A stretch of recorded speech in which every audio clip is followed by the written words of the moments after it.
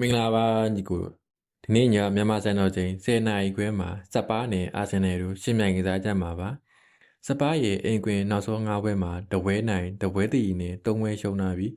အာဆင်နယ်ရဲ့အဝေးကွင်းနောက်ဆုံး9ပွဲမှာ2ပွဲနိုင်နဲ့3ပွဲတည်ကြတာပါတယ်ဒီနေ့တင်းရဲ့ထိတိုက်တွေ့ဆုံမှုနောက်ဆုံး9ပွဲမှာအာဆင်နယ်က4ချိန်နိုင်နဲ့2ချိန်တည်ကြတာပါတယ်စပါးဟာအာဆင်နယ်နဲ့နောက်ဆုံး3ပွဲစလုံးကိုလည်းရှုံးနေထားပါတယ်စပါးဟာပြင်းပြလီနောက်ဆုံး10ပွဲဆက်တိုက်နိုင်ပွဲဖြောက်ထားပြီးအဲထဲမှာ4ပွဲတည်နဲ့4ပွဲရှုံးထားပါတယ်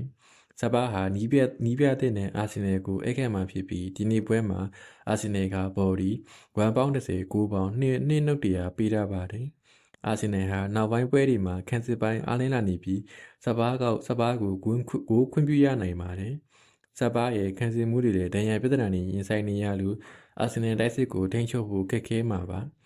နှစ်ဖက်အတွင်းကိုရှိလာနိုင်ပြီးသုံးကိုအပြည့်စားရမယ်ကိုပေါင်းအပေါ်ကိုပဲကြိုက်ပါတယ်